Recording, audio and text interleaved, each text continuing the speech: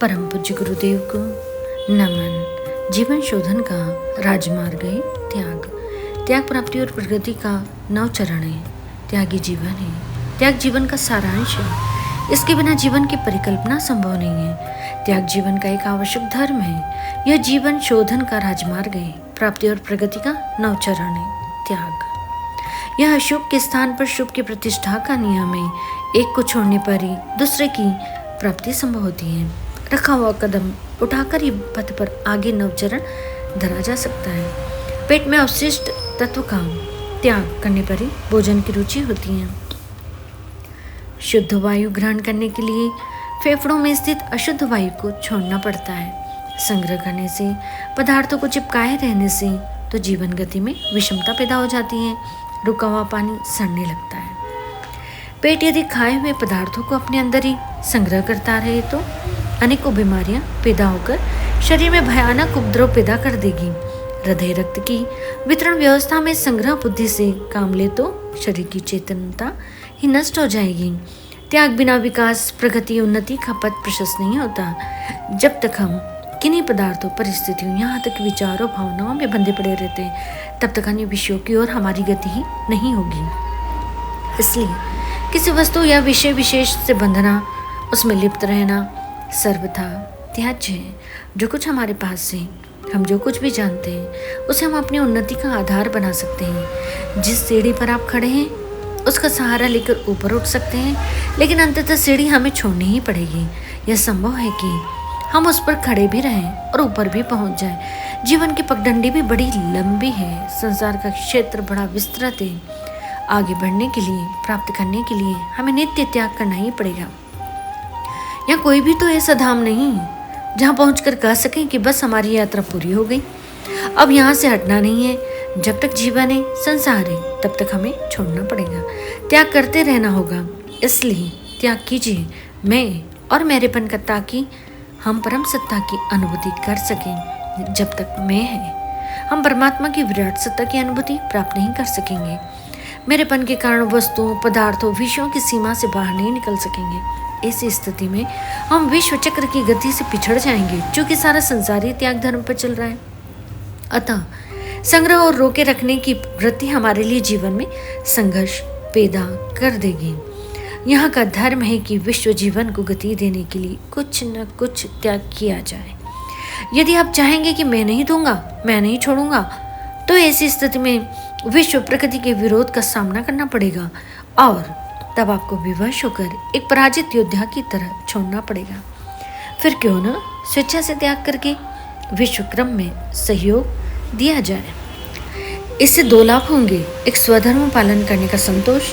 दूसरे, हमारा जीवन एकाकी संकीर्ण न रहकर विश्व जीवन से संयुक्त हो जाएगा।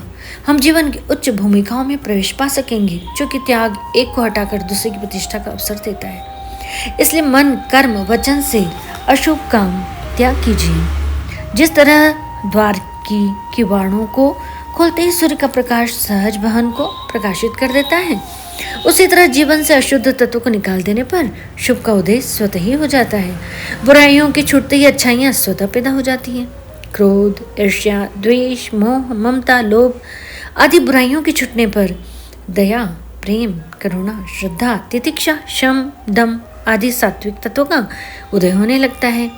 विषय वासना और उनसे प्रेरित भोगों का त्याग करना आवश्यक है, क्योंकि इनके रहते हुए जीवन में उच्च आदर्शों की प्रतिष्ठा संभव नहीं होती।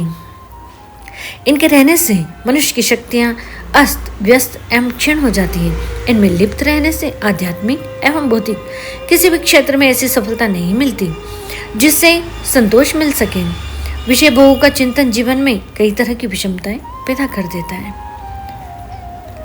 गीता का वचन है, विश्व का चिंतन करने से उनमें आसक्ति पैदा हो जाती है। विश्व की आसक्ति से कामना उत्पन्न होती है और कामना यदि पूर्ण न हो तो क्रोध की उत्पत्ति होती है। इस तरह विषयों के चिंतन मात्र से अनेकानेक मानसिक जटिलताएं उत्पन्न हो जाती है और मनुष्य अपने श्रेय पथ से विचलित हो जाता है।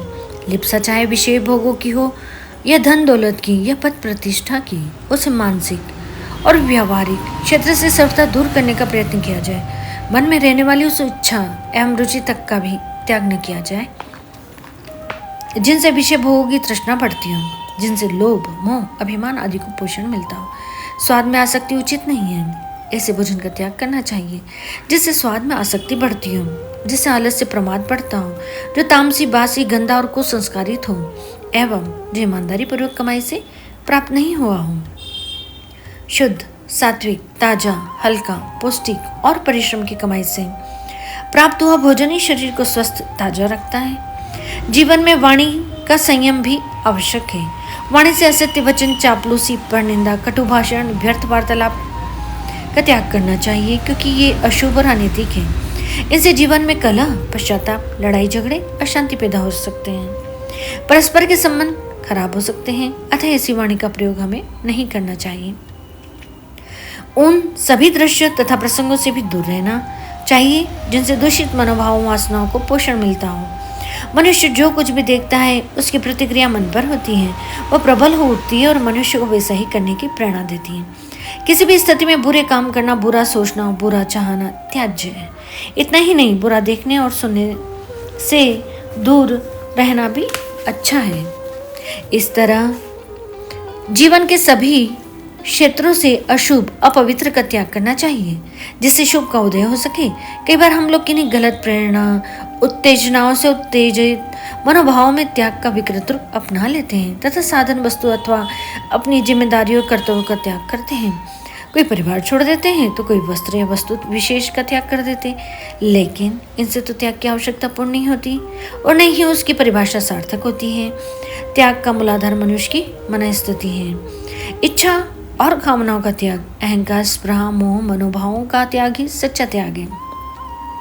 जब तक मनुष्य इन दूषित मनोभावों का त्याग नहीं करता तब तक उसे शांति और संतोष की प्राप्ति नहीं होती, चाहे वह भारी त्याग के कितने ही प्रयत्न क्यों न करता रहे। गीताकार ने इसी तथ्य का प्रतिपादन करते हुए लिखा है, सभी कामनाओं को छोड़कर सब और से निस्पृह, ममता रहित, अहंकार का त्याग करने वाला शांति को प्राप्त होता है। हम संपत्ति का त्याग करते हैं किंतु मन में स्थित लोभ वृत्ति को नहीं छोड़ते। घर परिवार का त्याग करते हैं किंतु ममता मोह का त्याग नहीं करते हैं। स्थान, पद, अधिकार छोड़ते हैं किंतु अहंकार नहीं छोड़ते। इसी कारण हम सदैव अशांत और असंतुष्ट बने रहते हैं। त्याग यदि सच्चे मन से किया होता है तो उससे शांति, आत्मसुख की प्राप्ति होती है, किंतु हम आवेश में आकर या दिखावे के लिए भारी त्याग करते हैं। इनको छोड़े बिना कहीं भी एकांत, वन, गिरी, गुफाओं में ही क्यों न रहा जाए, शांति नहीं मिलती। इस तरह अपनी दूषित कामनाओं, अवांछनीय इच्छाओं, दुष्ट वासनाओं तथा दूषित मनोभावों का त्याग न करके जो प्रवृत्ति का बलात् त्याग करता है, गीताकार ने उसे दम्भी कहा है। ऐसे व्यक्ति अपने आदर्श से जल्दी ही विचलित हो जाते हैं। जिन्होंने शरीर क्रिया का त्याग किया और मन से विषयों का चिंतन करते हैं, ऐसे लोग पदभ्रष्ट हो जाते हैं। योग भ्रष्ट होने वाले साधक इसी श्रेणी में आते हैं। अतः हमें त्याग का समुचित मर्म समझना चाहिए और मन से त्याग की वृत्ति अपनानी चाहिए।